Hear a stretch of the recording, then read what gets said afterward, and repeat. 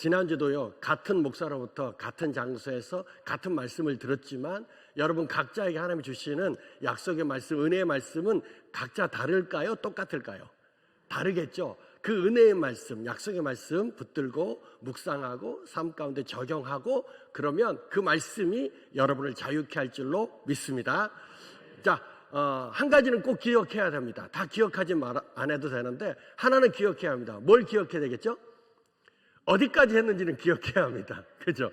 제가 성령이 소멸케 된다는 얘기 했었죠. 생각나세요?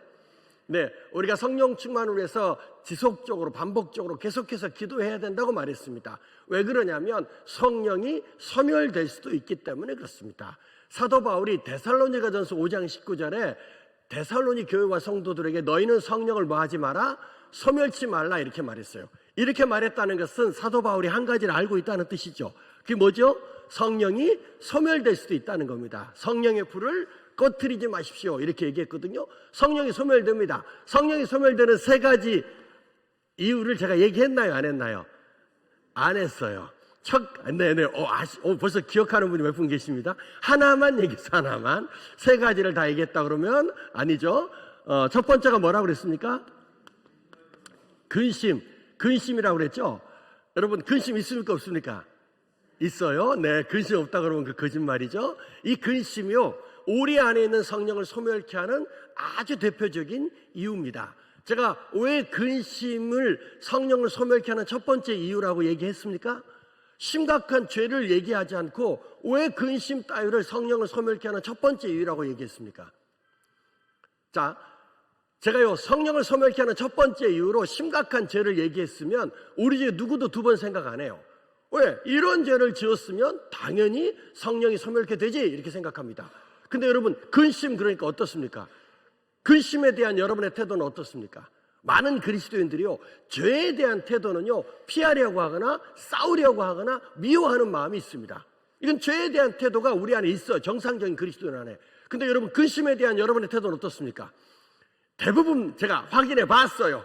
여기도 지금 너무 많아요. 확인 안 해봐도 압니다. 근심에 대한 여러분의 태도는 받아들이고 인정하고 용납합니다. 어떤 권사님은요 근심 없으니까 그걸 근심해. 여기도 지금 세 분 계세요. 지금 그런 분. 근심에 대한 우리의 태도는 받아들이고 인정하고 용납합니다. 어떤 그리스도인도 근심과 싸우고 근심을 미워하며 근심에 대해서 대적하고 이런 분이 없어요. 그냥 받아들이고 인정하고 용납합니다. 이렇게 아무 생각 없이 우리가 받아들이고 인정하고 용납하는 이 근심이 우리 안에 있는 성령을 소멸케 하는 가장 완벽한 이유라는 것입니다. 그래서 제가 근심을 얘기한 것은 이것을 강조하고 싶어서 그렇습니다. 여러분 죄를 미워하고 죄와 싸우듯이 근심을 미워하고 근심과 싸우셔야 합니다. 할렐루야. 아무 생각 없이 근심, 걱정, 염려 똑같은 말입니다. 근심을 받아들이고 인정하고 용납하지 마세요. 그것이 바로 성령을 소멸케 하는 가장 확실한 이유이기 때문에 그렇습니다. 아멘. 두 번째, 성령을 소멸케 하는 두 번째 이유는요 미움입니다. 여러분 미움 있습니까? 없습니까? 있잖아요. 이 미움이 우리 안에 있는 성령을 소멸케 하는 아주 놀라운 이유입니다. 그래서 성경은요 이 미움을 다룰 수 있는 방법 한 가지를 이야기하고 있습니다. 그게 뭐냐 하면 용서입니다. 여러분 우리는 미움을요 용서로 해결할 수 있습니다. 여러분 용서가 쉽습니까? 어렵습니까? 굉장히 어렵습니다. 그렇지만 용서해야 합니다. 왜냐하면 용서는 이것은 감정이나 환경이나 이게 아니에요. 용서는 감정이나 환경이 아닙니다. 용서는 뭘까요? 용서는요 의지고 결정입니다. 무슨 뜻입니까? 우리의 감정과 환경과 상관없이 우리는 의지와 결정을 동원해서 용서할 수 있다 없다? 있다는 겁니다. 이건 마태복음 18장에 베드로와 예수님께서 대화하는 장면을 보면 충분히 이것을 우리가 설명할 수 있고 이것을 인정할 수 있습니다. 마태복음 18장에 보면 베드로가 예수님께 나가서 뭐라고 말합니까? 나에게 실수하고 잘못하고 범죄한 자를 용서하되 7번 용서하면 되겠습니까? 이렇게 물었습니다. 여기서 7번은 뭘 말하는 것입니까? 한 번, 두 번, 세 번, 네 번, 5번, 6번, 7번 용서하고 8번째 확 죽여버릴까요? 이렇게 지금 베드로가 예수님께 물은 겁니까? 제가 청년들하고 오랫동안 사역했어요. 그래서 가끔 청년들을 대하는 말투가 나와요. 제가 지난주에도 가끔 반말한다고 그랬잖아요. 안 했죠? 지난주에 한 번도 안 했죠? 했어요? 아이씨, 했나? 네, 그럼 일단 옷부터 벗고 하겠습니다. 청년들하고 할 때는 이렇게 옷 잘 안 입고 합니다. 반팔 입고 하거든요. 자, 그러면 오늘은 제가 반말을 안 하는 걸로 제가 결정을 하고, 그렇지만 또 승질나면 할지 몰라요. 자, 7번 용서하고 8번째 확 죽여버릴까요? 이렇게 물은 게 아니라 여기서 말하는 7번은 완전수, 온전수, 칠을 의미하는 것입니다. 무슨 뜻이냐면 베드로가 완전하게, 온전하게 용서해야겠죠, 이렇게 말했어요. 그때 예수님께서 뭐라고 말씀하셨습니까? 유대인인 예수께서 베드로가 완전수 7을 썼다는 걸 알아요. 그렇지만 용서가 너무나 중요하다는 것을 예수님이 압니다. 그래서 마태복음 18장에 보면 뭐라고 말씀하셨냐면 7번씩 70번이라도 용서하라고 말했어요. 몇 번입니까? 77에 49, 490번 용서하고 491번째 확 죽여라. 지금 예수님이 이렇게 가르치는 겁니까? 아니에요. 베드로가 완전수 하나를 썼는데요, 예수님께서 너무나 용서가 중요해서 완전수를 2개를 썼어요. 무슨 뜻입니까? 또 용서하고 또 용서하고 또 용서하고 또 용서하고. 죽을 때 뭐하고 죽으라는 것입니까? 용서하고 죽으라는 것입니다. 자, 이렇게 용서를 강조하는 이유가 뭘까요? 여러분의 원수를 사랑해서 예수께서 이렇게 용서하라고 말씀하시는 겁니까? 아니에요. 여러분, 이거 굉장히 중요합니다. 용서할 때 가장 큰 수혜자가 누굽니까? 남이다. 용서해 보신 분은 이 말 알아듣습니다. 용서할 때 가장 큰 수혜자가 누굽니까? 남이다. 여러분 잘 들으세요. 용서하기 시작할 때 나를 묶고 있던 사단의 묶임이 끊어집니다. 내 안에서 먼저 회복과 치유와 자유함이 일어납니다. 사단은요, 우리가 어떻게 해서든지 결박이 끊어지는 것을 원하지 않아. 우리 안에 회복과 치유와 자유를 원하지 않아. 그래서 사단은 어떻게 말합니까? 어떻게 해서든지 용서하지 마, 이렇게 말합니다. 어떻게 그 인간을 용서하니? 어떻게 그 사람을 용서하니? 어떻게 너를 배신하고 너에게 그렇게 상처를 준 그 인간을 용서할 수 있어? 너 다른 사람은 용서해도 걔는 용서할 수 없어. 용서하지 마, 이렇게 말합니다. 이게 사단의 음성이에요. 그러면 여러분, 우리가 그래, 이 사람은 내가 도저히 용서할 수 없어 라고 결정하기 시작하면 여러분은 그 사단의 묶임에 묶이기 시작해요. 여러분 안에서 회복과 치유와 자유함이 일어날 수 없습니다. 용서할 때 가장 큰 수혜자가 누구냐면 나예요. 이걸 누가 알아요? 우리의 창조주이신 예수께서 아십니다. 그래서 예수님이 뭐라고 말씀하십니까? 7번씩 70번이라도 용서하라고 말하는 것입니다.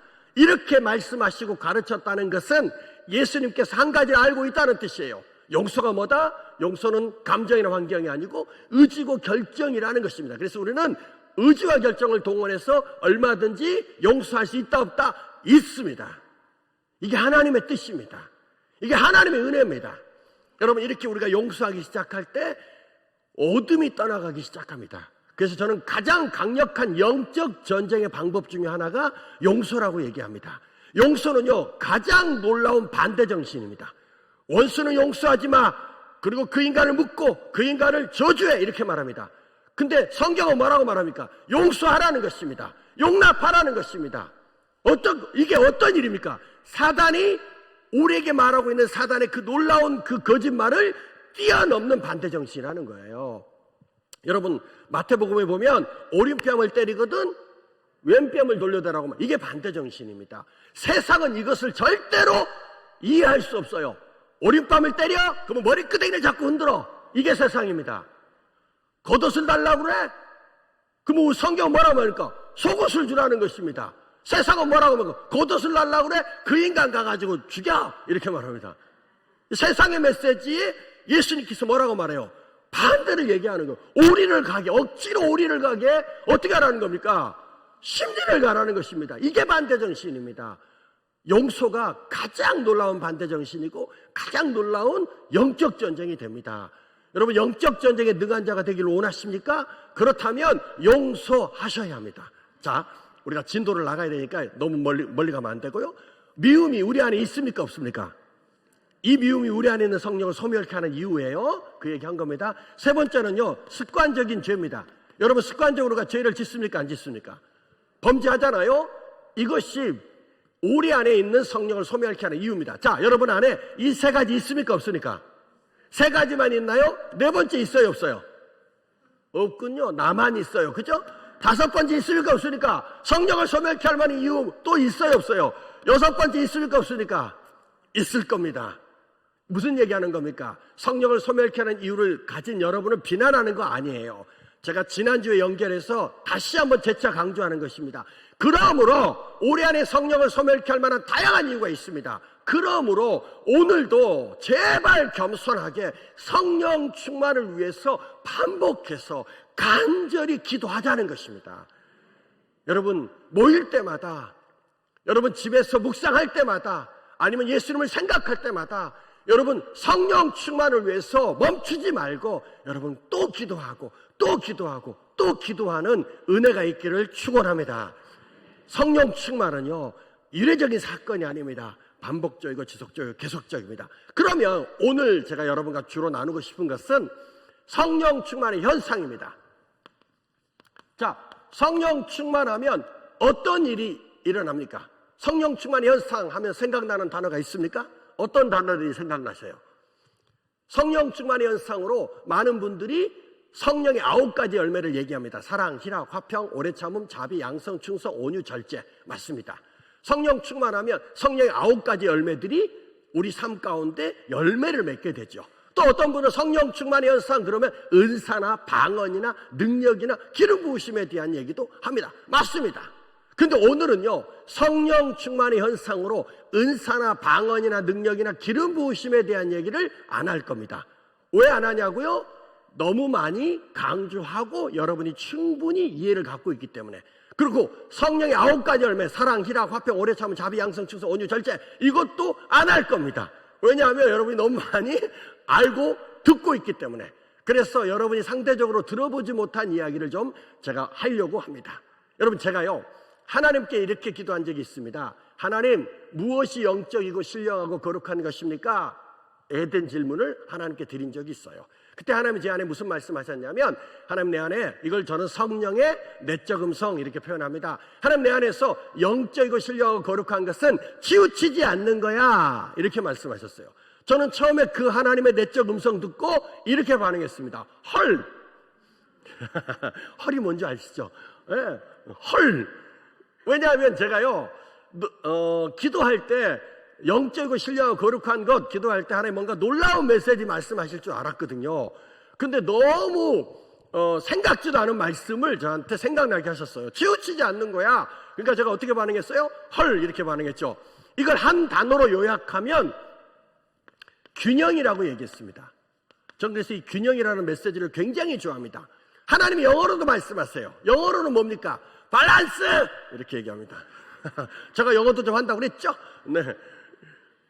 치우치지 않는 균형이 영적이고 신령하고 거룩한 것이다, 이렇게 저한테 하나님이 말씀하셨어요. 그래서 제 안에 어떤 마음이 들었냐면, 아무리 뛰어난 것도 치우치면 신령하지 않다라고 제가 생각하기 시작했습니다. 그리고 예수 그리스도를 묵상하면서, 예수님의 가르침을 묵상하면서 균형이 완벽히 영적이고 신령이고 거룩한 것이라는 것을 제가 다시 한번 이해하기 시작했습니다. 그래서 이 균형이라는 단어가 제 신앙에 영향을 주기 시작했어요. 제 메시지에 영향을 주기 시작했고 제 삶에 영향을 주기 시작했습니다. 무슨 뜻이냐면요, 제가 오랫동안 선교단체에 있으면서 성령 충만의 현상으로 은사나 방언이나 능력이나 기름 부으심에 대한 얘기를 했습니다. 굉장히 많이 강조했어요. 그리고 하나님이 저에게 주신 몇 가지 은사를 가지고 제가 그런 미니스트리, 청년들과 사역을 오랫동안 했습니다. 그런데 하나님이 제 안에 어떤 마음을 주셨냐면, 아무리 뛰어난 것도 치우치면 신령하지 않다고 하는 마음을 주셨어요. 저를 보니까, 제 스타일이나 제 강의나 제 설교를 보니까 제가 성령 충만에 대해서 나누고 사람들하고 사역할 때 보면 은사 중심으로 많이 사역을 했다는 겁니다.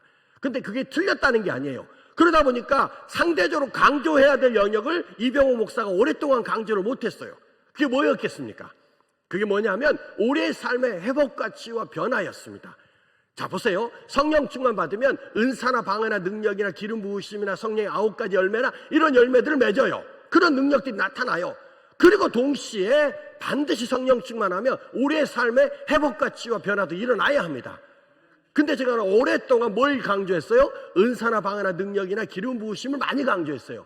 제 얘기입니다, 제 얘기. 그러다 보니까 제가 강조해야 될 삶의 회복과 치유와 변화에 대한 얘기를 조금 덜 했어요. 그래서 오늘은 제가 삶의 회복과 치유와 변화를 나눌 겁니다. 그래서 성령 충만의 현상으로 이걸 나눠서, 그래서 혹시라도 치우쳐 있다면 이걸 균형을 잡는 이런 일들을 한번 해보려고 오늘 말씀을 준비해 가지고 왔습니다. 이해되셨죠? 언더가 좀 스탠드 됐죠? 자, 그러면 성령 충만의 현상으로 저는 첫 번째 뭘 얘기하고 싶냐면, 그래서 저는 안식을 얘기하고 싶습니다. 무슨 뜻입니까? 우리가 성령 충만 받잖아요. 그러면 반드시 우리의 삶과 내면 안에 안식이 있어야 합니다. 저는 심하면 이렇게까지 얘기합니다. 성령 충만 받잖아요.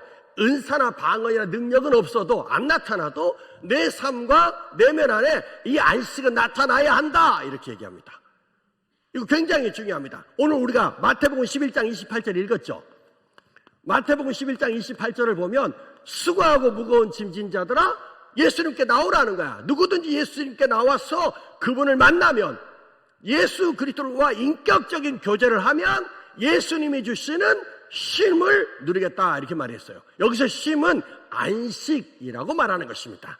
누구든지 성령님께 나와서 그 성령님의 인격적인 성령님의 터치가 있으면, 만남이 있으면, 교제가 있으면 그 성령 안에서 반드시 안식한다라는 것입니다. 이것이 성령 충만의 현상이다, 저는 이렇게 얘기합니다. 그럼 이 안식이 뭡니까? 저는 이것을 안정감이라고 얘기합니다. 안정감. 안정감이 무엇입니까? 안정감은 저는 첫 번째는 영향받지 않는 것입니다. 두 번째는 요동치지 않는 것입니다. 이거 같은 말이에요. 하지만 제가 좀 열거를 했어요. 세 번째는요, 흔들리지 않는 것이에요. 네 번째는 치우치지 않는 것입니다. 이해됐죠? 안정감이 뭡니까? 안정감은요, 영향받지 않고 요동치지 않고 흔들리지 않고 치우치지 않아요. 그래야 안정감이 생길 테니까. 그러면 무엇으로부터 영향받지 않고 요동치지 않고 흔들리지 않고 치우치지 않는 것입니까? 환경입니다. 그죠? 상황, 사건, 건강, 재정, 관계 등등등. 이게 뭘까요? 세상적인 조건입니다. 이런 세상적인 조건, 환경과 상황과 사건과 건강과 재정, 관계 등등등, 이런 세상적인 조건으로부터 영향받지 않고 요동치지 않고 흔들리지 않고 치우치지 않는 사람, 그 사람에게 뭐가 있습니까? 안정감이 있고, 이 안정감을 가진 사람이 뭐 한다는 것입니까? 당연히 안식하겠죠. 어때요? 여러분 좀 동감이 됐어요? 우리가 성령 충만 받았어요? 그렇다면 우리는 이런 세상적인 조건에 의해서 영향받지 않고 요동치지 않고 흔들리지 않고 치우치지 않아요. 그 사람에게 안정감이 있고, 이 안정감을 가진 사람이 안식한다는 것입니다. 적어도 말입니다, 충분히 여러분 동감할 것이라고 저는 생각합니다. 자, 예를 들어 볼게요. 여러분, 예를 듭니다. 제가 성령 충만합니다. 환경이 좋습니다. 오메 살겠네 하는 것입니다. 하지만 항상 환경이 좋습니까? 여러분 잘 띵하고 대답해야 돼요. 성령 충만 받아도 고난을 만납니까? 성령 충만해도 사업이 망합니까? 대답을 안 하시네. 이분들이 성령 충만한데 직장에서 잘립니까? 성령 충만한데 질병에 걸려요? 성령 충만한데 대학이 떨어집니까? 성령 충만한데 남자친구한테 까입니까? 성령 충만한데 위기를 만나냐고요? 성령 충만한데 고난을 만납니까? 성령 충만한데 두려운 일을 만나냐고요? 안 만나요? 여러분 잘 띵크해야 합니다. 우리 주변에 교회에서요, 위기와 고난과 환난을 만나는 성도들이 있어요. 그들을 우리가 잘못 판단할 때가 참 많아요. 성령 충만해도 위기도 만나고 고난도 만나고 환난도 만나고 핍박도 만나고 대학도 떨어지고 암에도 걸리고 사업도 망하고 명태도 당하고 남자친구 여자친구한테 까이기도 합니다. 우리 주변에서 환난이나 핍박이나 고난을 만나는 자들을 우리는 항상 잘 돌봐주고 격려하고 위로해줘야 합니다. 왜 이런 얘기를 합니까? 몇몇 성도들이 고난을 만나고 환난을 만나요. 그럼 우리가 어떻게 판단합니까? 성령 충만하지 않아서 저런 고난을 만났다고 우리가 판단합니다. 쉽게. 영적이지 않아서 저런 고난과 환난을 위기를 만났다고 쉽게 판단해요. 이거 굉장히 다양한 예가 있어요. 하지만 제가 시간이 없어서 그 얘기 안 하는 거예요 지금. 성령 충만해도 여러분 우리가 다 인정해요. 성령 충만해도 고난도 만나고 환난도 만나고 핍박도 만나고 두려운 일도 만난다는 것입니다. 보세요. 지금 계속할게요. 제가 성령 충만합니다. 환경이 좋습니다. 오메 살겠네 하는 거예요. 하지만 항상 환경이 좋습니까? 환경이 나빠졌어. 오메 죽겠네 하는 것입니다. 사람과의 관계가 좋아. 와우. 사람과의 관계가 나빠졌어. 에이. 주머니에 돈 좀 있어. 와우. 돈 없어졌어. 에이. 건강해. 와우. 건강 잃었어. 뭐하니까 와. 와. 제가 오바했죠? 가끔 저도 저를 생각해요. 내가 왜 이러나 이렇게 생각해요. 그렇지만 여러분이 조금이라도 기억 오래 해주시기를 바라는 마음으로 제가 이러고 있습니다. 이러고 보세요. 성령 충만해서 은사나 방언이나 능력을 나타낸다 할지라도 이런 세상적인 조건에 의해서 요동치기 시작한다면 그 사람 정말로 성령 충만한지 확인해 봐야 돼. 제 말 분명히 맞을 것입니다. 적어도 성령 충만하다면 이런 세상적인 조건, 환경과 상황과 사건과 건강과 재정과 관계, 이런 세상적인 조건에 요동치지는 않을 것입니다. 여러분, 저는 지금 요동을 얘기했지 미동을 얘기한 거 아니에요. 우리가 세상에 속해 살고 있기 때문에 이런 세상적인 조건에 의해서 우리가 얼마든지 미동할 수 있어요. 하지만 정말로 하나님을 만난 사람, 성령의 충만함을 경험한 사람은 요동치지는 않을 것입니다. 분명히 맞아요. 그 사람에게 안정감이 있고 그 안정감을 가진 사람은 반드시 안식합니다. 그 사람이 정말로 성령 충만한 사람이다. 저는 이렇게 얘기하고 싶은 것입니다.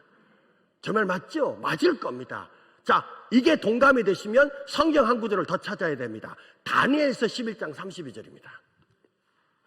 자, 다니엘서 11장 32절. 제가 늘 얘기하지만 다니엘서를 신약에서 찾으면 밤새도록 찾아도 안 나옵니다. 제가 신약에서 찾았던 사람입니다. 구약에서 찾아야겠죠? 다니엘서 11장 32절입니다.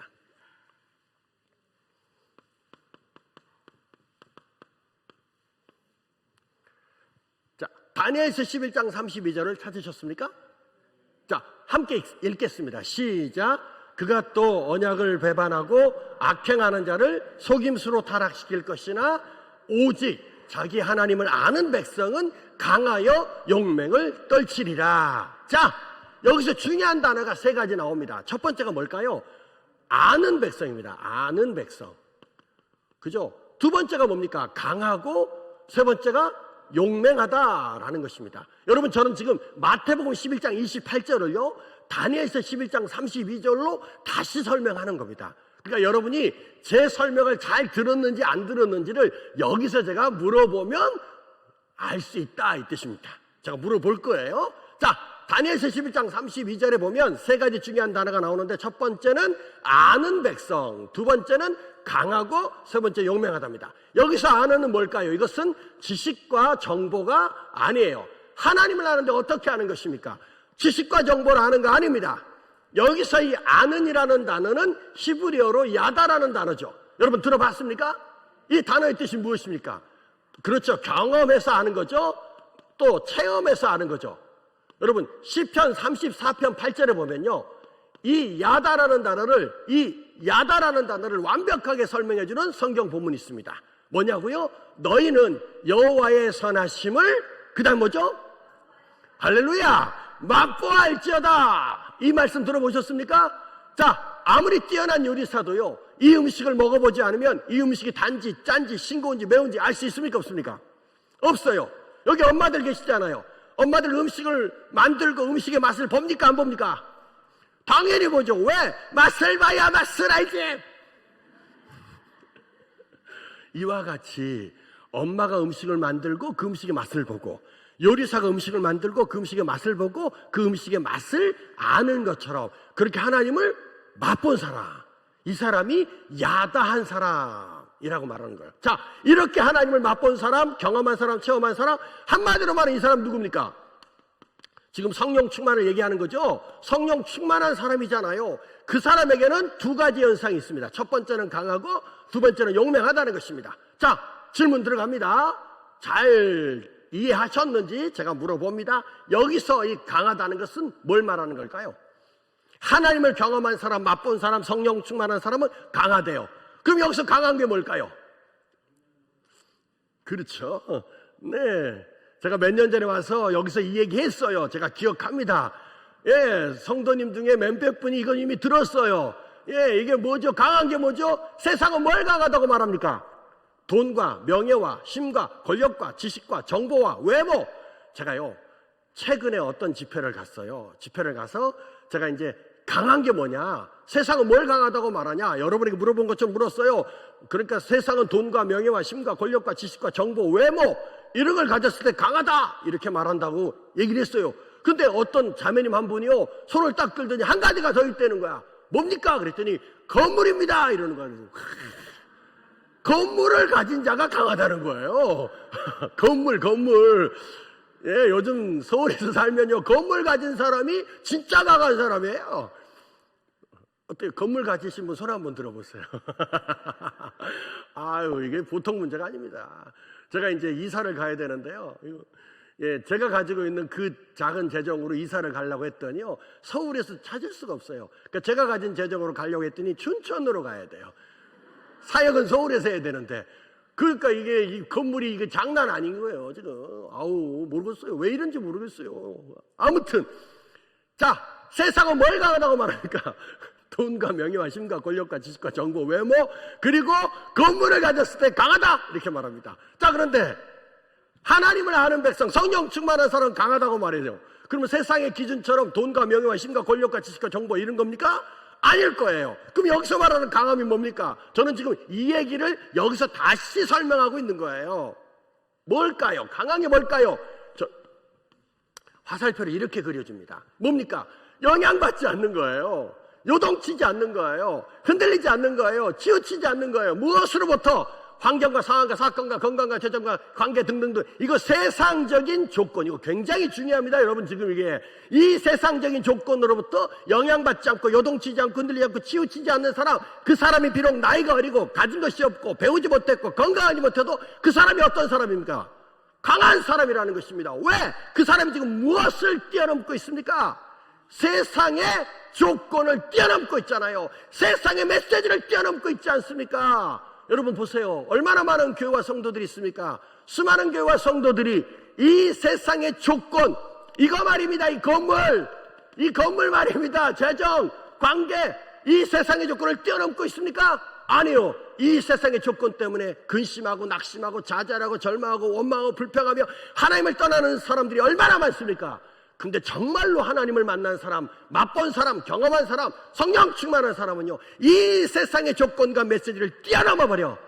그 사람이 비록 나이가 어리고 배우지 못했고 가진 것이 없고 건강하지 못해도 정말로 그 사람이 어떤 사람입니까? 강한 사람이라는 것입니다. 이것을 성경적인 문장으로 표현하면 뭐라고 말할 수 있습니까? 세상이 감당할 수 없는 사람. 할렐루야. 물어볼게요. 이렇게 강한 사람 우리 주변에 있습니까? 없습니까?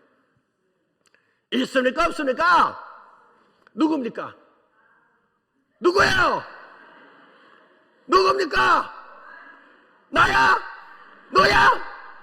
또 반말 나오네. 누굽니까? 제가 너무 기뻐요. 기뻐서 지금 반말했어요. 웬만한 교회 가서 물어봐요. 이렇게 강한 자가 우리 주변에 있습니까? 없습니까? 그럼 있대요. 그럼 제가 누굽니까? 이렇게 물어요. 그러면 이병호! 이래요. 어떤 교회 가면은요, 이렇게 세상의 메시지를 뛰어넘은 강한 자가 있냐 없냐? 있다는 거야. 누굽니까? 담임 목사님! 그러니까 더 놀라운 얘기 해볼까요? 대학생들 집회에 갔어요. 이렇게 세상의 메시지를 뛰어넘는 강한 자가 있냐 없냐? 대학생들이 있다는 거야. 누구니? 그러면 캠퍼스 담당 간사님! 대학교 안에 선교단체 캠퍼스 담당 간사님이 들어와서 그 학생들을 정말로 헌신적으로 섬겨요. 보수도 받지 않고. 그러니까 대학생들 입장에서 볼 때는 그 선교단체 간사님이 정말로 세상의 메시지를 뛰어넘는 강한 자처럼 보여요. 여러분 다 맞아요. 담임 목사님, 이병호, 캠퍼스 담당 간사님 다 맞아요. 그러면 우리만인가요? 여러분 아닙니까? 많은 성도들이요, 자기는 아니라고 생각해요. 근데 지금 여기서 나! 이렇게 얘기해서 제가 그래서 기쁜 거예요. 한바탕 반말할 뻔했어요. 여러분, 사단의 특징 세 가지입니다. 사단의 특징, 첫 번째 사단은 교만한 자죠. 두 번째 사단은요, 거짓의 아비잖아요. 세 번째 사단은 뭡니까? 참수하는 자잖아요. 자, 사단이 가장 잘하는 게 뭐라고 그랬습니까? 거짓말입니다. 그래서 거짓말의 왕, 거짓의 아비 이렇게 말합니다. 사단이 어디다 거짓말합니까? 우리의, 네 맞습니다, 우리의 생각, 이걸 영어로 표현하면 마인드 이렇게 말해요. 근데 우리 같은 목사, 우리 담임 목사님들 그렇고 저도 그렇고 저희 같은 목사들은요, 마음과 생각을 분리해서 말하지 않아요. 심리학자들이나 정신분석학자 이런 분들은 마음과 생각이 다른 것이다 이렇게 분리해서 설명하실 수 있을 것 같아요.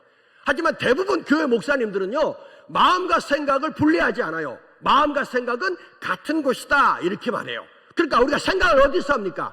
머리로 이렇게 지칭해도 틀리지 않아요. 하지만 제가 여러분에게 지금 얘기하고 싶은 게 뭐예요? 우리가 생각을 어디서 합니까? 여기서 하는 거예요. 마음에서 생각합니다. 머리에서 생각한다, 이거 틀리지 않아요. 하지만 마음에서 우리가 생각합니다. 그렇지만 이거 헷갈리니까 우리가 여기로 표현할게요. 사단이요, 우리 생각에다가 거짓말해요. 거짓말을 가장 잘하니까 거짓말합니다. 뭐라고 거짓말합니까? 너는 지금도 실수하고 범죄하고 연약하고 너는 죄투성이야 이렇게 말해요. 그래서 네가 가지고 있는 믿음으로는 너 한 사람 구원하는 것도 너무 힘들어 이렇게 말합니다. 그리고 네가 무슨 세상의 메시지를 뛰어넘는 강한 자야, 지금 봐, 넌 세상의 메시지를 뛰어넘을 수 없는 자라고 자꾸 우리에게 뭐합니까? 거짓말하기 시작해요. 여러분, 이 사단의 거짓말을 끊으셔야 합니다. 여러분 지금 세상의 메시지를 뛰어넘고 있어요. 증명해 보라고요? 여러분 예배에 나온 이 한 가지로도 얼마든지 증명합니다. 여러분 갈 곳이 없어서 오신 분 손 들어보세요. 헌금 좀 내려고 오신 분 손 들어보세요. 네, 이 수요일날 이 오전 예배에 여러분이 세상의 메시지를 거스려서 하나님의 말씀과 진리 앞에 나와 예배하고 찬양하고 기도하고 있어요. 그리고 이 시끄러운 강의를 듣고 있단 말입니다. 이 한 가지만 해도 우리는 세상의 메시지를 지금 넘고 있고 뛰어넘고 있다는 것을 여러분 기억해야 합니다. 물론 여러분 연약하고 실수하고 범죄한다는 거 알아요. 그렇지만 우리가 때로는 계속해서 세상의 메시지를 뛰어넘고 세상의 조건을 뛰어넘으며 믿음의 삶을 살고 있는 것도 인정하자는 겁니다. 그래서 이렇게 세상의 메시지를 뛰어넘는 강한 자가 있습니까? 없습니까? 있습니다. 누굽니까? 나다! 이렇게 얘기할 필요가 있어요. 이걸 사단이 듣습니다. 저는 이것을 또 하나의 영적 전쟁의 방법이다 이렇게 말합니다. 사단은 여러분에게 계속해서 거짓말해요. 가치 없고 네 믿음은 정말로 허접한 거라고 말해요. 그렇지만 우리가 사단에게 말하는 거예요. 내가 강한 자라고 말하기 시작하는 겁니다. 선포하기 시작하는 거예요. 그때 사단의 거짓말이 내게서 떠나가며 제 안에서 놀라운 회복과 치유와 자유함이 일어나기 시작합니다. 이게 필요합니다. 한국교회는 이게 필요해요. 특별히 청년들에게는 이게 필요합니다. 이걸 연결해서 얘기하기 시작하면 제가 정체성을 다룰 수 있어요. 사단이요, 한국교회 청년들의 정체성을 너덜너덜 걸레처럼 만들어놨습니다. 그래서 청년들에게는 내가 누구인지, 베드로전서 2장 9절 택하신 족속의 왕같은 제사장 거룩한 나라 그의 소유가 된 백성이라고 고백하는 이 놀라운 선포가 필요합니다. 그래서 여러분에게서 지금 선포하라고 하는 거예요. 강한 자가 누굽니까? 자, 이러고 제 마음이 안 차요. 이 정도는 제 마음이 안 찹니다. 자, 강한 자가 누굽니까? 따라서 하세요. 손을 들어가지고 나다! 나다! 세상의 메시지를 뛰어넘는 강한 자가 누굽니까? 나다! 할렐루야! 여러분, 때로는 이 고백이 필요한 줄로 믿습니다. 여러분, 이 믿음의 고백이 필요합니다. 여러분, 꼭 여러분 기억해 주셔야 합니다. 자, 그러면 용맹이 뭡니까? 용맹. 여기서도 밸런스, 균형이 계시되어 있는 거예요. 용맹이 뭡니까? 용맹은요, 화살표를 반대로 그리면 돼요. 영향받지 않는 거 이걸로 끝내면 안 돼요. 영향받지 않을 뿐만 아니라 여러분 성령 충만하면요 영향받지 않아요. 그리고 끝납니까? 아니에요. 크든지 아니면 작든지 영향력을 흘려보낸다는 겁니다. 여러분 믿으십니까? 여러분 믿으세요? 자, 여러분이 성령 충만하면 여러분 가정 안에서 반드시 크든지 작든지 영향력이 흘려갑니다. 특별히 여러분 성령 충만을 위해서 기도하시고요. 가족들 중에 예수 믿지 않는 분들이 있으면 여러분 반드시 전도해야 합니다. 복음을 전해야 합니다. 특별히 여기 어르신들 계십니까? 가족들 중에, 자녀들 중에 예수 믿지 않는 자녀나 아니면 손주들이 있으면 그냥 물러서지 마시고 그냥 여러분 천국 가지 마시고 반드시 그 자녀들에게 예수 믿으라고 유언하십시오. 결정하셔야 됩니다. 지금. 그래야 영적으로 여러분의 가정이 혼란스럽지 않아요. 정말입니다. 여기 어르신들에게 제가 부탁드리는 거예요. 예, 어차피 인생 70이고 강건하면 80이라고 그랬어요. 근데 요즘에 의학이 발달해가지고 100세가 됐어요. 아이고, 안 아프게 오래 살면 좋은데 아프고 오래 살면, 저희 아버님이 83세, 어머니가 80세 그래요. 근데 안 아프고 오래 사시면 그것처럼 자식에게 좋은 게 어디 있습니까? 근데 생로병사라고 병 들어 죽어요. 결국은 너무 아픈 거예요. 그러니까 아프게 100세를 살면 그게 축복일까, 이런 생각도 합니다. 여러분, 어르신들 천국 가는 거 위해서 기도하고 계시죠? 기도 잘 하셔야 합니다. 그리고 반드시 자녀들에게 영적인 유산을 남겨야 합니다. 지금 건강할 때, 정신 또렷또렷할 때 애들 올 때마다 고기 구워주지 마시고, 고기도 구워주고 용돈도 물론 받고 주고 하시고, 그렇지만 꼭 예를 들면 이런 겁니다. 내가 죽으면 반드시 제사 지내지 말고 예배해라, 이런 얘기를 해야 합니다. 예, 엄마가 권사님이고 뭐 이러니까는 뭐 당연히 얘네들이 뭐 제사 안 하고 예배하겠지, 이렇게 생각하면 아니에요. 저거 목회하면서 많이 봤어요. 예, 자식들 생각이 또 달라. 자식들이 한둘도 아니고 막 4, 5, 6대니까 막 생각이 달라가지고 그것 때문에 막 싸우는 거야. 예, 그러고 봤습니다. 여러분, 이런 명확한 성령 충만하셔가지고 이게 영향력을 흘려보내는 거예요. 자녀들에게 정확하게 얘기해 줘야 합니다. 그래서 어르신들 돌아가시고 난 뒤에 자녀들이 이것 때문에, 예배하는 문제, 제사하는 문제, 그리고 여러 가지 몇 가지 영적인 문제 때문에 혼란스럽지 않도록 딱 정리를 해가지고 얘기하셔야 합니다. 그래야 여러분 자녀들이 영적으로 혼미케 되지 않고 혼란케 되지 않고 정확하게 말씀과 진리 안에서 그 가정이 흘러갑니다. 그거는 엄마 아빠가 굉장히 중요해요. 왜냐하면 아무리 자식이 자기 고집이 있어도 엄마 아빠가 결정한 것에 대해서, 유언처럼 얘기한 것에 대해서 반드시 자식들은 듣게 돼 있어요. 그래서 영적으로 하나를 만들어 놓고 가셔야 합니다. 정말입니다. 이거보다 중요한 게 없습니다. 꼭 영적으로 하나를, 여러분이 정말로 예수님을 구주로 영접했다면, 예수가 나의 구세주이고 내가 죽으면 천국 가는 것을 믿는다면, 여러분 자녀들에게 꼭 영적으로 하나를 만들어 놓고 가셔야 합니다. 이것처럼 소중한 게 없어요. 아무튼 원고에 없는 얘기를 제가 흥분해서 했어요. 다시 돌아옵니다. 용맹에 대해서 좀 설명해 드리고 싶어서 그런 거예요. 어르신들이 용맹이 뭔가 자꾸 몰라 하시니까, 이런 것이 저는 아주 작은 거지만 영향력이라고 생각합니다. 여러분 가정 안에 이런 영향력들을 흘려보내십시오. 성령 충만할 때 이것이 가능하다라는 것입니다. 자, 여기까지 이해가 됐죠? 자, 그렇다면 이제 중요한 얘기를 여러분과 더 해야 합니다. 뭐냐고요? 성령 충만의 현상으로 저는 지금 안식을 얘기했어요. 그러면 저는 이렇게 얘기했는데, 다른 목사님들은 무엇을 강조했는지를 여러분에게 좀 설명해 줘야 합니다. 그래야 여러분도 제 얘기도 듣고 또 다른 목사님의 내용도 듣고, 그러면서 균형 있게 여러분들이 성령 충만에 대해서 생각할 수 있으니까. 여러 목사님들, 좋은 목사님들의 내용들이 너무 많아요. 그렇지만 그걸 다 설명하기가 어려우니까 저는 아주 대표적인 분 한 분만 설명하려고 합니다. 누구냐고요? 대천덕 신부님이십니다. 네, 대천덕 신부님, 그러니까 천주교 신부인 줄 아는데요, 아니에요. 성공의 신부님이십니다. 여러분, 대천덕 신부님은요 성공의 신부님이시고요, 천국 가신 지 한 10여 년 됐습니다. 근데 그분이 살아 계실 때 제가 선교단체에 있으면서 그분하고 교제할 수 있는 기회가 꽤 있었어요. 그래서 그분하고 교제하고 그분의 강의도 듣고 그분의 설교도 듣고 그랬습니다. 대천덕 신부님은요, 여러분 태백에 가면 예수원이라는 공동체 있죠. 그 공동체를 세우신 분입니다. 아, 여러분 성공회도요, 천주교 말고 성공회는요 우리와 같은 개신교 그룹 안에 들어있어요. 그래서 굉장히 복음적인 거 이해하시면 됩니다. 예수원이라는 공동체를 세우신 분입니다. 그분이 가장 잘하는 것 중에 하나가 뭐냐면 성령에 대한 강의였습니다. 그분이 쓰신 성령 세례와 충만이라는 책, 그분 또 충분이라고 이렇게 말씀하시기도 했는데요, 성령 세례와 충만이라는 책에 보면 그분이 성령 충만의 현상을 2가지로 설명해요.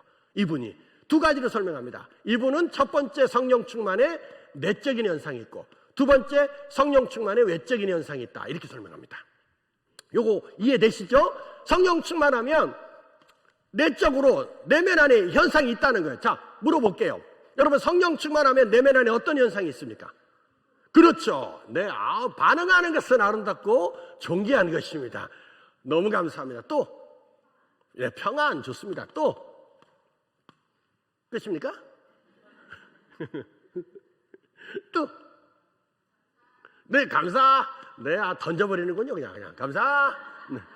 제가 얘기했잖아요. 안식도 있을 수 있어요. 그리고 네, 사랑도 있을 수 있고 네네네 등등등 여러 가지가 있을 수 있습니다. 맞습니다.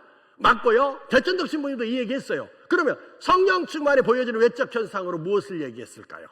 이분도요, 은사나 방언이나 능력이나 기름 부으심에 대한 얘기를 먼저 안 했어요. 여러분 오해하지 마세요. 여러분 예수원에 가보신 분 있습니까? 태백에 있는 예수원에 한번 여러분 꼭 기회가 되면 전화하고 예약하고 한번 가보십시오. 가보면은요, 그 예수원 들어가는 입구에서부터 이 공동체가 얼마나 성령에 민감한 공동체인지를 우리가 금방 느낄 수 있어요. 그리고 그 예수원에서 드리는 예배에 참석해 보면 그 예배 안에, 중보기도 안에 얼마나 이들이 성령의 은사와 다양한 기름 부으심을 가지고 그들이 예배하고 중보기도 하는지를 우리는 금방 느낄 수 있습니다. 그 성령의 민감한 공동체를 세운 분이 대천덕 신부님이세요. 그분의 책에서 성령 충만에 보여지는 현상으로 얼마든지 성령의 기름 부으심을 얘기할 수 있는데 그 얘기를 먼저 안 했어요. 왜 그랬을까요? 더 강조하고 싶은 한 가지가 있어서 그랬다는 것입니다. 대천덕 신부님은요, 성령 충만의 외적 현상으로 연합과 일치와 하나됨을 얘기합니다. 이거 굉장히 성경적입니다. 여러분, 성령이 우리를 어떻게 해요? 하나 되게 하십니다. 그래서 성경에 보면 성령이 하나 되게 하신 것을 어떻게 하라? 힘써 지켜라, 이렇게 말하고 있습니다. 왜 힘써 지키라고 말합니까? 원수가 이 하나됨을 깨트리려고 한단 말입니다. 이 하나됨을 깨려고 하는 자가 있어요. 그래서 힘써 지키라 말합니다. 성령이 우리를 하나 되게 하신다, 이렇게 말합니다. 그래서 성령 충만의 외적 현상으로 연합과 일치와 하나됨을 이야기하는 것입니다. 이거 굉장히 성경적입니다. 자, 이 교회가요, 성령 충만한지 안 한지 어떻게 알 수 있다는 것입니까? 그렇죠. 이 교회가 성령 충만한지 안 한지 어떻게 알 수 있습니까? 얼마나 많은 사람들이 방언하는지를 보고 아닐 수 있어요. 얼마나 많은 사람들이 선교 헌금을 했는지를 보고 아닐 수 있어요. 얼마나 많은 사람들이 단기 선교를 떠났는지를 보고 아닐 수 있어요.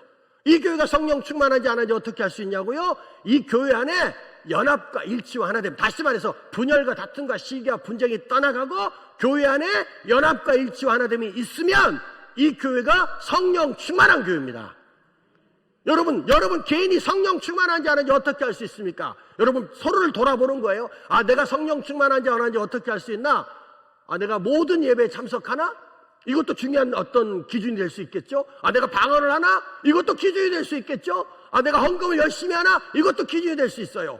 그렇지만 정확한 기준이 뭡니까? 정확한 얘기는 뭘까요? 이 내용으로 미루어 얘기하면 내가 성령 충만한지 안 한지 어떻게 알 수 있냐고요? 내가 가는 곳마다 분열과 다툼과 시기와 분쟁이 떠나가고 연합과 일치와 하나됨이 일어나는지를 보면 내가 성령 충만한지 안 한지 알 수 있다는 겁니다. 여러분, 저도 교회 생활을 하고 있잖아요. 어떤 성도는요, 가는 곳마다 연합과 일치와 하나됨을 깨트리고 분열과 다툼과 시기와 분쟁만 일으킵니다.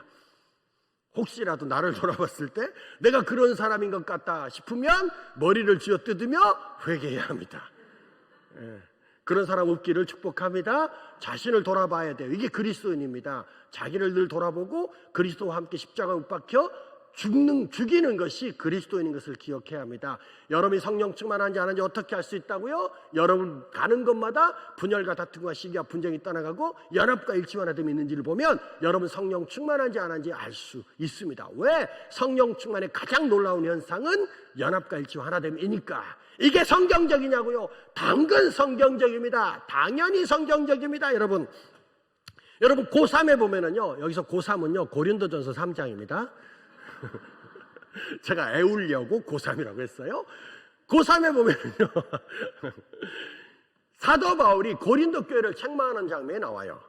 여러분, 제가 일부러 성경을 찾지 않아요. 하지만 여러분이 충분히 이해하십니다. 세 가지로 책망합니다. 들어본 듯 하죠? 첫 번째, 너희는 육신에 속했다. 두 번째, 너희는 어린아이라는 거야. 그래서 세 번째, 너희를 내가 어떻게 밥으로 양육할 수 없어서 젖으로 양육할 수밖에 없다, 이렇게 말했습니다. 자, 여러분 보세요. 사도 바울이요 고린도 교회를 왜 이렇게 책망합니까? 참고로요, 고린도 교회는요, 사도 바울이 개척했습니다. 그리고 사도 바울이 목회한 교회가 고린도 교회입니다. 이제 사도 바울은요, 멀리서 고린도 교회에 대한 소식을 듣는 거예요. 자, 늙은 사도 바울이, 언제 죽을지 모르는 사도 바울이 자기가 개척하고 자기가 잠시라도 목회했던 고린도 교회를 축복하고 위로하고 격려하기에도 시간이 부족합니다. 그런데 왜 멀리서 고린도 교회를 이렇게 책망합니까? 사람이 안 모여서? 헌금이 없어서? 헌금이 안 거쳐져서? 아니면 교회 안에 은사가 안 드러나서? 아니에요. 그 당시 고린도 교회는요, 오늘날로 표현하면 대형 교회입니다. 무슨 뜻이냐고요? 많은 사람들이 모여, 성도들이 모였다는 뜻입니다. 그리고 그 안에 굉장한 연보가 있었어요. 그리고 그 안에, 교회 안에 다양한 은사들이 충만하게 있었습니다. 그런데 사람도 많이 모이고 연보도 많이 일어나고 은사도 다양한데 왜 그 교회를 향해서 이렇게 세 가지로 심하게 책망하는, 이거 심하게 책망하는 거예요? 왜 그랬습니까? 이유는 딱 하나, 사람이 안 모여서도 아니고 연보가 없어서도 아니고 은사가 안 드러났어도 아니에요. 많은 사람도 모이고 헌금도 많이 일어나고 은사도 다양한데 교회 안에 뭐가 있어요? 분열과 다툼과 시기와 분쟁과 나눔이 끊어지지 않는 거예요. 사도 바울이 알아요. 고린도 교회가 정말로 성령 충만한 교회라면 분열과 다툼과 시기와 분쟁이 떠나가고 연합과 하나됨, 일치가 있어야 되는데 그건 없어. 그리고 분열과 다툼과 시기와 분쟁만 일어나는 겁니다. 그래서 그 교회를 향해서 사도 바울이 고린도 교회를 향해서 세 가지, 육신에 속했고 어린아이고, 그래서 내가 너희를 밥으로 양육할 수 없어서 젖으로 양육할 수밖에 없다, 이렇게 말했습니다. 그 이유는 딱 하나입니다. 책망을 받는 이유는 연합과 일치와 하나됨이 없었기 때문입니다. 이해되세요? 성령 충만하다면 반드시 연합과 일치와 하나됨이 있어야 한다는 뜻입니다. 자, 그러면 몇몇 분들이요, 사도 바울이 분열하고 다투고 분쟁하는 고린도 교회를 향해서 육신에 속했다고 말했어요. 그러니까 몇몇 성도들이, 분열하고 다투고 분쟁하는 고린도 교회 성도들은 구원받지 못했구나, 이렇게 생각해요. 맞습니까? 여러분, 싸우고 다투고 분쟁하는 고린도 교회 성도들은 육신에 속했어요. 그래서 구원 못 받았어요. 맞죠? 아니에요? 육신에 속했는데 구원 받았습니까? 헷갈리죠? 자신이 없죠? 육신에 속했는데 구원 받았습니까? 네. 여러분 헷갈릴까봐 제가 이걸 설명해 드리려고 온 거예요. 사도 바울은요, 사람을 셋으로 구분합니다. 첫 번째는 육에 속한 사람, 두 번째는 육신에 속한 사람, 세 번째는 영에 속한 사람. 요걸 이해하셔야 요걸 이해하는 거예요. 자, 육에 속한 사람은 어떤 사람입니까? 자, 이거 뭐처럼 보여요? 그렇죠. 하트처럼 안 보이시는 분은 눈이 좀 문제가 있는 거예요. 제가 제대로 그랬죠? 이게 마음이야, 마음. 우리 마음이라고 생각해 주세요. 마음의 의자가 있어요. 육에 속한 사람은 이 마음의 의자에 누가 앉아 있습니까? 나. 예수님 어디 계세요? 마음 밖에. 그림으로 설명하니까 훨씬 이해가 쉽죠? 예수님, 자, 이 사람 예수님 영접했습니까? 안 했습니까? 마음 밖에 있잖아요. 안 했어요. 이거 넌 크리스찬, 예수 안 믿는 사람, 이 사람이 육에 속한 사람입니다. 자, 물어볼게요. 이 사람은 구원 받았습니까? 못 받았습니까? 못 받았어요. 여러분, 성경에서 구원은 어떻게 받는다고 말하고 있습니까? 그렇죠. 마음으로 믿어 입으로 시인할 때 구원에 이른다, 이렇게 말합니다. 여러분, 이거 정확한 겁니다. 마음으로 믿고 입으로 예수가 그리스도인 것을 여러분 시인해야 합니다. 마음으로만 믿으면 안 돼요. 고백해야 합니다. 그때 구원을 얻는다, 이렇게 말합니다. 이 사람 예수님 영접하지 않았어요. 그래서 육에 속한 사람입니다. 넌 크리스찬, 구원받지 못해요. 두 번째, 육신에 속한 사람입니다. 육신에 속한 사람은요, 내 마음의 의자에 누가 앉아 있습니까? 여전히 내가 앉아 있어. 예수님 어디 계십니까? 그렇죠. 의자 밑에. 요걸 발등상 이렇게 표현합니다. 또는 의자 밑 이렇게 표현하죠. 자, 이 사람 구원 받았습니까? 못 받았습니까? 받았죠? 왜? 구원을 어떻게 받는다? 마음으로 믿어 입으로 시인할 때 구원에 이른다고 말하고 있습니다. 이 사람 예수님을 구주로 영접했어요. 그런데 예수님을 믿는데 내 마음의 의자에 누가 앉아 있습니까? 여전히 내가 앉아 있어요. 무슨 뜻입니까? 예수를 믿지만 내 삶의 주도권과 결정권과 내 삶의 주인은 누구야? 여전히 나인 사람. 이 사람이 어떤 사람입니까? 육신에 속한 사람입니다. 이 사람 구원 받았을까요? 못 받았을까요? 받았어요. 그렇지만 여전히 예수 믿음에서도 불구하고 내 삶의 주도권과 결정권과 내 삶의 주인이 자기인 사람입니다. 자, 물어볼게요. 우리 정직하게 얘기해 봅시다. 한국 교회 안에 육신에 속한 사람이 많습니까? 적습니까? 많죠. 그래서 자꾸 우리를 돌아보라고 얘기하는 거예요. 내가 육신에 속한 자인지. 왜냐하면 예수 믿어요. 성가대도 해요. 봉사도 합니다. 그렇지만 내 삶의 주도권과 결정권과 내 삶의 주인이 여전히 나인 사람, 그런 사람이 육신에 속한 사람입니다. 지금 분열과 다툼과 시기와 분쟁을 일으키는 고린도 교회를 향해서 너네 다투고 분쟁하고 싸우니까 구원 못 받는다 이놈들아, 이렇게 얘기한 건가요? 아니에요.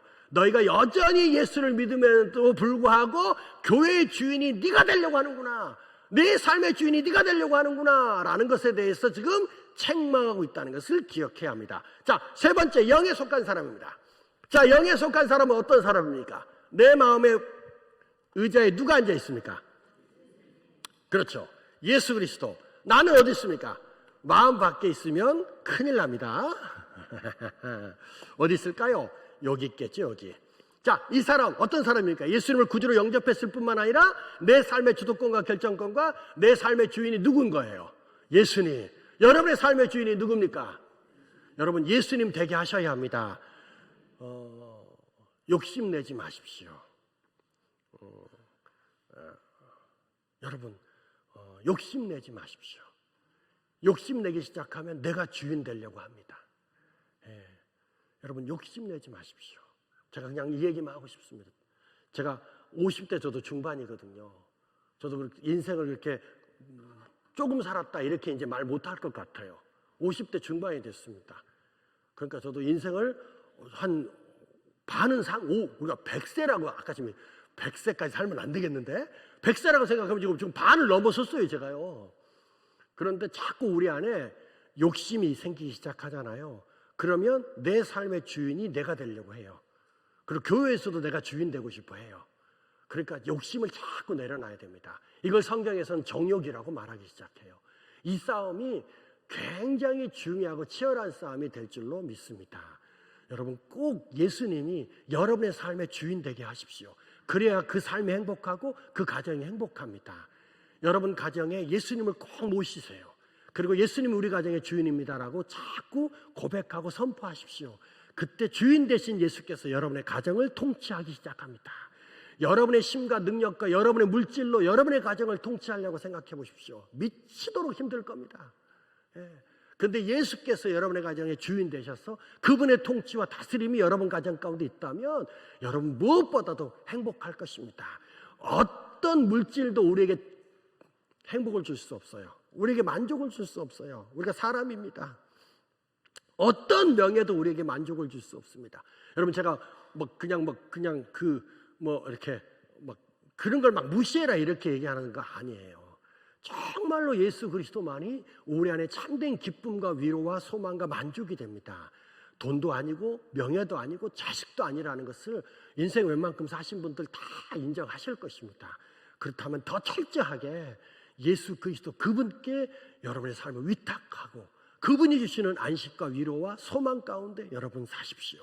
그럴 때 여러분이 정말로 행복한, 정말로 만족한 삶을 살 수 있을 거다. 저는 그렇게 감히 말씀드리고 싶습니다. 대부분 제 말 다 어른들은 제 말 다 동감할 줄로 제가 믿습니다. 자, 그렇다면 여기서 보너스! 놀라워요. 여러분이 이 아침 시간에 이 텔레비전 연속극도 아닌데 이렇게 집중해서 듣는 거 보면 대단해요. 워낙 강사가 뛰어나다 이런 얘기는 안 하도록 하겠습니다. 이게 텔레비전 연속극도 아닌데 여러분이 이렇게 집중해서 들어요. 대단해요. 한 두 분이 잠깐 졸다 깼어요. 안 보일 것 같죠? 제가 다 봅니다. 이렇게 대각선으로 봐요. 그래서 이렇게 돌아다니는 이유가 뭔 줄 아세요? 대각선으로 보려고. 이렇게 보면 뒤에 가려가지고 안 보여. 그럼 제가 이렇게 가면 다 보여. 제가 나름 목회하고 강의하는 생활을 오래 했습니다. 여러분 근데 두 분만 잠깐 졸다 깨셨고 나머지는 너무 열심히 듣는 거예요. 여러분 텔레비전 연속극도 이렇게 안 보는데 지금 여러분이 너무 집중해서 듣고 있기 때문에 제가 뭘 드려야 돼요? 보너스를 드려야 합니다. 제가 또 보너스가 있는 목사예요. 제가 그냥 대충 하고 가지 않아요. 보너스도 드리고 갑니다. 보너스가 뭐냐면요, 어린아이입니다. 요거 꼭 얘기해 드리고 싶어서 그래요. 제가 은사에 대한 얘기는 안 한다고 했잖아요. 무시해서 안 하는 게 아니라 많이 강조해서 안 했거든요. 하지만 요 얘기는 잠깐 할게요. 은사의 특징을 얘기해 드리려고 합니다. 은사의 특징 첫 번째, 카리스마. 이걸 다른 말로 말하면 하나님의 절대 주권입니다. 은사는요, 하나님의 절대 주권이에요. 무슨 뜻입니까? 어떤 사람에게 주기도 하시고 어떤 사람에게 주지 않기도 하십니다. 왜? 이건 하나님의 주권이니까. 여러분, 이걸 인정해야 합니다. 이게 예수 믿는 거예요. 예수 믿는 게 뭐냐고요? 자, 믿음이 뭐냐고요? 들어보세요. 내 상황, 내 환경, 내 감정이 아무리 힘들어도 그래도 하나님은 하나님이십니다라고 하는 하나님의 하나님 되심을 인정하고 존중하는 것입니다. 다시 말해서 하나님의 주권을 인정하는 것입니다. 이게 믿음 있는 사람입니다. 제 말 분명히 맞아요, 여러분. 다시 얘기합니다. 어떤 사람이 믿음 있는 사람이냐고요? 내 상황, 내 환경, 내 감정이 아무리 개떡 같아도 그래도 하나님은 하나님이십니다라고 하는 하나님의 하나님 되심을 인정하는 것, 이게 믿음 있는 겁니다. 아주 대표적인 사람이요, 성경에서 찾으라면 다윗이에요. 다윗은요, 제가 시간이 없어서 얘기 제대로 못하는데, 다윗은요, 모든 상황, 모든 환경, 모든 감정이 아무리 힘들어도 다윗은 철저하게 그래도 하나님은 내 하나님이십니다라고 하는 하나님의 하나님 되심을 인정했습니다. 어디서 알 수 있어요? 시편에 다윗이 썼던 모든 시편을 읽어보십시오. 다윗이 한결같이 하나님을 인정합니다. 하나님은 환난 날에 피난처, 하나님은 나의 능력, 하나님은 나의 산성, 하나님은 나의 방패, 하나님은 나의 주. 그때 다윗의 상황은 어떤 줄 아십니까? 죽을 것처럼 힘들어. 자식이 배신하고 신하가 배신하고 막 장인이 자기를 막 때려 죽이려고 달려들어. 얼마나 비통합니까? 그렇게 어려운 상황에서도 다윗이 고백해요. 하나님은 나의 능력, 나의 소망, 하나님은 나의 산성, 나의 방패, 나의 주이십니다라고 하는 하나님의 하나님 되심을 절대로 부정하지 않아요. 그 다윗을 향해서 하나님 뭐라고 말씀하신 줄 아세요? 사도행전 13장에 보면 그가 내 마음에 합한 자다라고 말한 겁니다. 여러분, 다윗의 삶을 보세요. 어떻게 그가 막 하나님 마음에 합한 자가 되겠습니까? 실수하고 범죄하고 살인하고 어마무지합니다. 그런데 성경에 그가 내 마음에 합한 자라고 말하고 있어요. 그 이유가 뭡니까? 저는 여러 가지로 찾을 수 있어요. 그 중에 하나가 뭐냐고요? 철저하게 다윗은 그래도 하나님은 하나님이십니다. 자기가 죽을 것처럼 힘들어. 그래도 하나님은 하나님이십니다라고 고백해요. 이게 믿음 있는 겁니다. 다시 돌아옵니다. 아무리 우리가 힘들어도 하나님의 주권을 부정하면 안 돼요. 왜 하나님이 이 사람에게는 은사를 주시고 왜 나한테는 안 주십니까? 이렇게 말할 수 있다 없다? 없어. 왜? 은사는 하나님의 절대 주권이니까. 두 번째, 은사의 특징입니다. 두 번째, 은사는요, 선물이에요. 선물. 하나님이요, 여러분이 잘해서 받는 게 아니라 하나님이 기프트, 선물로 주는 겁니다. 이게 은사의 특징입니다. 몇 가지 더 있지만 일단 두 가지만 얘기했어요. 왜 어린아이가 보너스냐? 이 얘기하고 싶어서 그렇습니다. 자, 은사의 특징 하나님의 절대 주권, 은사의 특징 하나님의 선물, 이렇게 얘기했죠? 자, 그러면 질문할게요. 여러분 얘기해 보세요. 그러므로 하나님이 누구에게도, 영적인 어린아이에게도 은사를 선물로 줄 수 있습니까 없습니까? 이거 헷갈리면 여러분 시험에 들어요. 제 말 분명히 맞습니다. 하나님이 누구에게도, 영적인 어린아이에게도. 자, 지금 고린도 교회가 은사가 충만했는데 사도 바울이 고린도 교회 성도들 향해서 뭐라고 말했어요? 어린아이라고 말했어요. 자, 하나님이 누구에게도, 영적인 어린아이에게도 하나님의 주권이고 선물이니까 은사를 선물로 줄 수 있어요 없어요? 그러므로 은사 있고 없음은 영적인 성숙과 미성숙을 판단하는 기준이 될 수 있습니까 없습니까? 될 수 있습니까 없습니까? 네? 그렇죠. 없어요. 왜? 하나님이 누구에게도, 영적인 어린아이에게도 은사를 선물로 주니까. 그러므로 은사 있고 없으면 영적인 성숙과 미성숙을 판단하는 기준이 되면 안 돼. 왜? 많은 교회 성도들이요, 은사를 가진 성도를 향해서 다 영적으로 성숙할 거라고 생각해. 여기서 시험에 드는 성도들을 제가 수도 없이 만났습니다. 아니에요. 영적인 어린아이도 은사를 하나님이 선물로 주실 수 있어요. 이해되십니까? 그러므로 은사 있고 없으면 영적인 성숙과 미성숙을 판단하는 기준으로 삼아서는 안 됩니다. 오해하지 마세요. 은사를 가진 사람들이 영적으로 미성숙하다 이 얘기한 거 아니에요? 아니에요. 그죠? 은사를 가졌지만 영적으로 성숙하지 않은 사람이 있을 수 있다 이 얘기하는 거예요. 이해되셨습니까?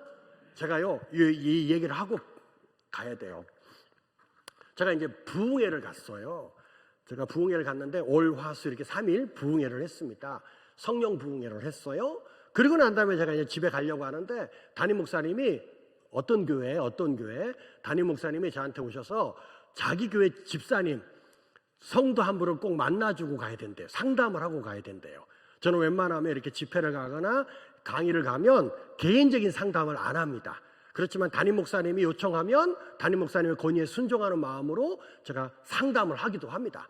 담임 목사님이 저한테 그 집사님을 만나주고 가라고 해서 알겠습니다. 그리고 이제 담임 목사님 방에 올라갔더니 담임 목사님이 자매님 한 50대 후반 정도, 한 60 가까이 되시는 집사님 한 분을 모시고 왔어요. 자매 집사님을 모시고 왔어요. 그리고 이제 저랑 얘기하라고 하고 담임 목사님이 나가시더라고요. 그래서 제가 이제 그 집사님한테 물었어요. 하신 말씀 있으면 하시라고. 그랬더니 그 집사님이 저한테 이렇게 말하는 거예요. 목사님이 마지막입니다. 이렇게 얘기했어요. 요건 목사를 향한 협박입니다. 무슨 뜻인지 알아들으셨어요? 제가 마지막이래. 무슨 뜻입니까? 지금 저랑 상담하는 이 얘기를 나한테 지금 처음 꺼내는 게 아니야. 몇몇 목사님들을 만나서 상담했지만 자기가 원하는 결과물을 얻지 못했어. 그래서 제 부흥회를 듣고 나한테 마지막으로 와서 상담해서 내가 만약에 원하는 결과물을 주지 못하면 무슨 뜻입니까? 마지막이라고 했으니까 주님을 떠나든지 아니면 교회를 떠나든지 내가 할 겁니다. 이렇게 얘기한 거예요. 그러니까 뭐라는 거 나한테 목사님 말씀 잘하세요 이 뜻이에요. 제가 협박인 걸 알아요. 그래서 제가 웃으면서 알았다고 말씀하시라고 한 40분 저한테 본인의 삶을 나눴어요. 들어보면요 이런 내용입니다. 이분이 지금 이 교회 지금 저랑 상담하는 이 교회에서 문제가 있었던 게 아니라 이미 교회를 2개를 옮겼어요. 문제는 어디 있었냐면 첫 번째 교회에서 있었습니다. 첫 번째 교회가요 이분이 은혜 받은 교회입니다. 근데 그 교회가요 이단 아니에요. 은사에 민감한 교회고 은사가 굉장히 이렇게 잘 드러나고 나타나는 교회. 그래서 은사를 통해서 함께 기도하고 사역을 하는 그런 교회였습니다. 거기서 이 집사님이 은혜를 받았어요. 너무 뜨거운 은혜를 받았습니다. 너무 좋은 교회입니다, 여러분. 근데 그 교회에 누가 있었냐면 아마 신령한 권사님 한 분이 계셨던 것 같아요. 이 신령한 권사님이 은사가 있어요. 어떤 은사가 있냐면 예언의 은사도 있고 신의 은사도 있었어요. 그러니까 이 집사님 옆에서 보니까 이 권사님이 너무너무 소중하고 자랑스럽고 너무너무 좋아. 그리고 그 은사를 통해서 권사님이 사역을 하면 열매가 좋아. 여러분 은사의 특징 세 번째가 뭔지 아세요? 열매가 좋습니다. 이게 은사의 특징이에요. 그래서 여러분이 은사가 드러나고 나타날 때 여러분이 열매를 보고 이 은사가 있는지 없는지를 평가할 수 있어요. 은사를 가진 사람은 그 은사를 가지고 미니스트리 사역을 하면 반드시 열매가 좋게 되어 있어요. 왜? 이게 은사의 특징이니까. 그러니까 그 권사님이 은사를 가진 분이에요. 신유와 또 예언의 은사를 통해서 교회 안에서 굉장히 좋은 영향력을 끼치고 열매가 좋은 거예요. 그러니까 이 집사님이 옆에서 보니까 너무 부럽고 자기는 저런 은사를 사모했지만 안 주셨거든. 은사의 특징 하나님의 절대 주권이라고 그랬죠. 누구에게는 주고 누구에게는 안 준다. 누구 마음입니까? 하나님 마음. 이거 여러분 흔들리면요 굉장히 어려워집니다. 절대 흔들리지 마세요. 하나님의 주권 인정해야 합니다, 여러분. 그래서 이 집사님이 어떤 마음이 있었냐면 그 권사님께 좀 가까이 가자.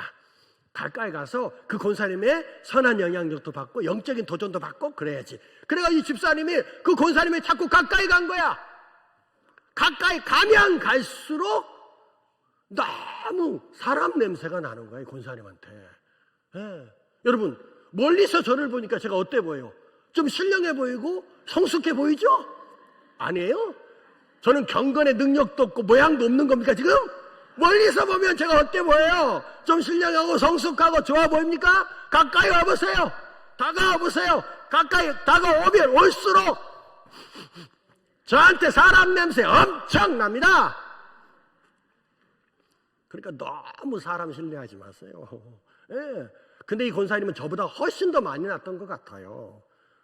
왜냐하면 이 집사님이 다가가면 다가갈수록 그 권사님의 삶이 보입니다. 근데 이렇게 신령한 은사가 있고 이렇게 신령한 능력을 나타내는 권사님의 삶이 엉망인 거야. 삶이 보이잖아요. 예. 너무 삶이 엉망인데 너무 은사는 뛰어나. 그러니까 집사님이 헷갈리는 거야. 이거 뭐야? 나는 이렇게 열심히 사모하고 은혜롭게 살려고 해도 아무 은사도 안 주시고, 저 권사님은 저렇게 삶이 엉망인데도 저런 놀라운 은사를 주시고, 이거 하나님 왜 이러는 거야? 이게 흔들리기 시작했어요. 근데 문제는 뭐냐면 권사님이 재정에도 문제가 있어요. 사람들에게 돈을 빌립니다. 여러분, 능력이 나타나요. 은사가 드러나요. 그러니까 주변에서 그 사람을 보면 신뢰가 됩니까? 안 됩니까? 되잖아요. 그러니까 그 권사님이 나 20만 원만 빌려줘봐. 나 단기 선교 하려는데 한 40만 원만 빌려줘봐. 그러면 여러분 신뢰하는 권사님이니까 돈도 서로 빌려줬던 것 같아요. 이 집사님도 돈을 빌려줬어요. 나중에 권사님을 권사님이라고 안 불러요. 선생님이라고 부르기 시작해요. 사람들이. 그러니까 충분히 신뢰를 얻고 권위를 갖기 시작했다는 뜻입니다. 근데 문제는 뭡니까? 그 소중한 재정으로 이분이 너무 재정도 엉망진창으로 쓰는 거예요. 이걸 옆에서 보니까 너무너무 화가 나네요. 처음에 권사님에게 화가 났어요. 그 다음에 이 화가 어디로 갑니까? 우리가 그런 적 있죠? 하나님께 화가 나는 거야. 하나님 어떻게 이럴 수가 있습니까? 하나님께 화가 났어. 그리고 정말 힘들었던 것은 내가 여기 있으면 내 신앙을 잃을 수 있겠다는 생각이 들었던 거예요. 그래서 이분이 그 교회를 나와서 다른 교회로 갔어요. 근데 그 교회에서도 이분이 어려운 거예요. 그래서 또 교회를 옮겨서 지금 이 교회까지 온 거예요. 그리고 제 부흥회를 참석하고 제 말씀을 듣고 저한테 그걸 가지고 왜 하나님이 이렇게 하시는지 물으러 온 겁니다. 여러분, 지금 이분에게 제가 줄 수 있는 답이 없어요. 그래서 저는 이렇게 말합니다. 노답이다 이렇게 말합니다. 답이 없습니다. 왜? 이 답은요, 제가 줄 수 있는 것이 아니라 이분이 하나님께 가서 하나님께 물어야 합니다. 하나님께 들어야 합니다. 그런데 제가 한 가지 말씀해 드릴 것이 있어요. 그게 뭐냐면요, 어린아이라는 것을 이분이 몰랐던 것 같아요. 그래서 그 얘기를 해드리려고 했어요. 그래서 제가 집사님한테 이렇게 말했습니다. 집사님이 한 가지 실수를 했습니다. 그게 뭐냐고요? 그것은 그 권사님이 은사를 드러내고 나타내는 것을 보고 집사님은 그 권사님이 영적으로 성숙한 그리스도인이라고 생각했어. 맞죠? 그랬더니 맞다는 거야. 그게 틀렸습니다. 하나님이 누구에게도 영적인 어린아이에게도 은사를 선물로 주실 수 있어요. 그래서 은사 있고 없으면 영적인 성숙과 미성숙을 판단하는 기준으로 삼으면 안 됩니다. 근데 집사님은 그 권사님이 은사를 드러내는 것을 보고 영적으로 성숙한 사람이라고 생각했기 때문에 훨씬 더 절망 가운데 있는 겁니다. 만약에 집사님이 이분이 은사가 있지만, 이 권사님 은사가 있지만 영적인 어린아이라고 생각했다면 이 정도로 절망하지는 않았을 것이라고. 그렇다는 거야. 그게 실수였습니다. 집사님, 하나님이 누구에게도 영적인 어린아이에게도 무엇을, 은사를 선물로 주실 수 있어요. 아마 그 권사님은 은사를 받고 은사를 드러내고 나타내는 권사님이었지만 영적으로는 아직 미성숙한 권사님이셨을 겁니다. 그렇게 얘기하고 제가 그분께 기도하고 그리고 제가 집에 왔어요. 운전을 하면서 저녁에 집에 오는데 그분과 했던 이 내용들이 떠나질 않는 거야. 머릿속에 계속 맴돌아요. 아하, 이분만 이런 상처를 받았을까? 한국 교회 안에 이런 비슷한 실망과 상처를 받은 분들이 의외로 있을 텐데 이런 생각이 딱 들더라고요. 그래서 제가 성령 강의나 세미나를 가서 진도가 여기까지 나가면 이 어린아이를 보너스라고 해가지고 꼭 나눠서 은사에 대해서 혹시라도 오해하거나 이것 때문에 실망하거나 또는 실족한 분이 있으면 좀 설명해 드려야겠다. 그래서 이것 때문에 사람들이 실망하지 않도록 도와줘야겠다. 이렇게 제가 생각하고 보너스를 나눈 겁니다. 여러분 이해가 되시죠? 네, 그래서 여러분 오해하지 마세요. 은사를 가진 자들이 영적으로 미성숙하다 이 얘기한 거 아니에요. 그죠? 대부분 성숙한 분들이에요. 하지만 영적으로 미성숙한 사람도 하나님의 은사를 선물로 주세요. 이해되셨어요? 그래서 너무 은사를 가진 사람들을 성숙하게 보지 마시고 우리가 똑같은 그리스도인을 보셔야 합니다. 우리가 그리스도의 몸이고 은사를 주신 목적은 에베소서 4장 12절에 있어요. 그리스도의 몸을 강건하게 하고 그리스도의 몸을 세우고 봉사 일을 하게 하고 이런 목적으로 은사를 주셨지 막 드러내고 나타내고 과시하라고 은사 준 거 아니에요. 그러니까 여러분 그런 부분들에 대해서 꼭 기억하시고 은사를 사모하시고 은사를 주셨거든 그 은사를 가지고 여러분 겸손하게 뭐 해야 돼요? 교회 그리스도의 몸을 섬겨야 합니다. 그리고 여러분 은사를 가졌다는 것으로만 만족하지 마시고 내가 성숙한 그리스도인 다시 말해서 성령 충만한 그리스도인이 되는 것을 목표로 삼아야 할 줄로 믿습니다. 자, 이제 제가 정리해야 합니다. 시간이 다 됐어요. 사도행전 1장 8절을 읽고 이 세미나를 정리하려고 합니다. 왜 하나님은 우리에게 성령 충만 받으라고 말씀하셨는지 그 이유는 딱 하나밖에 없습니다. 성령 충만 받아서 우리를 드러내고 나타내고 과시하고 자랑하라고 성령 충만 받으라고 말씀한 게 아니에요. 성령 충만 받으라고 명령하신 이유는 딱 하나입니다. 사도행전 1장 8절입니다. 찾으셨습니까? 사도행전 1장 8절 외우시는 분들이 많겠죠? 같이 읽습니다. 시작.